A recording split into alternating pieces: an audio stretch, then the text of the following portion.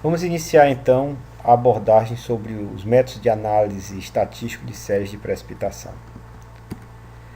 O primeiro ponto a ser considerado é que os processos hidrológicos são processos aleatórios. Em que consistem os processos aleatórios e o que os distingue de processos determinísticos? Os processos determinísticos são aqueles em que eles seguem a lei da certeza. O que é que significa isso? Dado um conjunto de causas, a consequência sempre será a mesma. Dado que eu solte um objeto a uma certa altura, esse objeto, pela lei da gravidade, chegará ao chão. Tantas vezes eu levante, soergue um objeto e o solte, isso irá acontecer.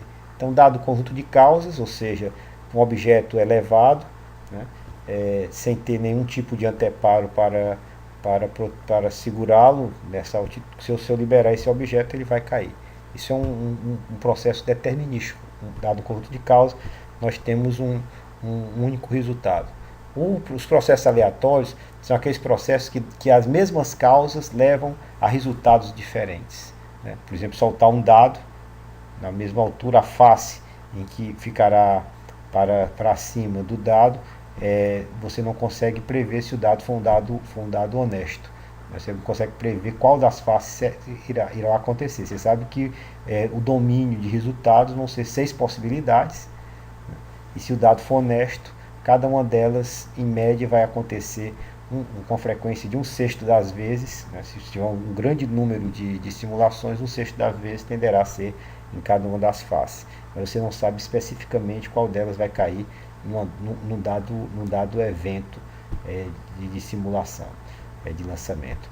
Então, um conjunto de causas levam a diferentes consequências, diferentes futuros. Então, isso é um fato que caracteriza os processos aleatórios.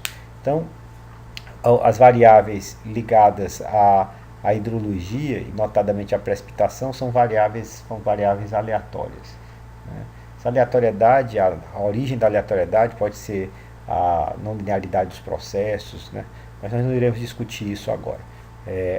Esses processos são aleatórios. Então, em função de serem aleatórios, a gente vai utilizar como uma ferramenta de avaliação desses processos as ferramentas estatísticas, né, e estocásticas, mas fundamentalmente nesse curso, ferramentas estatísticas. Assim sendo, uma variável hidrológica qualquer tem uma certa frequência ou probabilidade de ocorrência e está associado a um tempo médio, etc. Então, esse é o primeiro ponto. E como essas variáveis são aleatórias, no nosso estudo de hidrologia, nós vamos estar com um foco na quantificação dos riscos associados a esse processo hidrológico. O que é o risco? O risco é a probabilidade de acontecer um evento indesejado. Então, que evento indesejado é esse? Por exemplo, eu calculei e dimensionei a vazão de um vertedouro como sendo uma vazão Q. É indesejável que aconteçam vazões superiores a essa, porque pode levar a uma ruptura dessa estrutura. Então, isso levaria à falha da estrutura. Então, a probabilidade de acontecer vazões superiores é exatamente o risco de falha do sistema. Então, o risco, né, em hidrologia, ele vai ser exatamente a probabilidade de acontecer esta falha. Se nós estivéssemos discutindo e analisando a teoria estatística da decisão, na tradição da teoria estatística da decisão, o risco é a probabilidade vezes o dano. A probabilidade de acontecer um evento que gera impacto vezes o dano, ou o valor esperado do dano.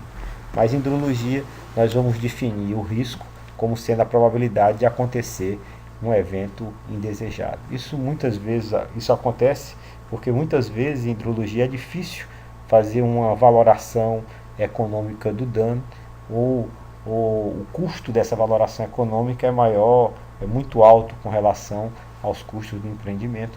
Então, em função disso, nós vamos definir critérios de risco admissível como sendo um critério de uma probabilidade admissível para acontecer um evento indesejado.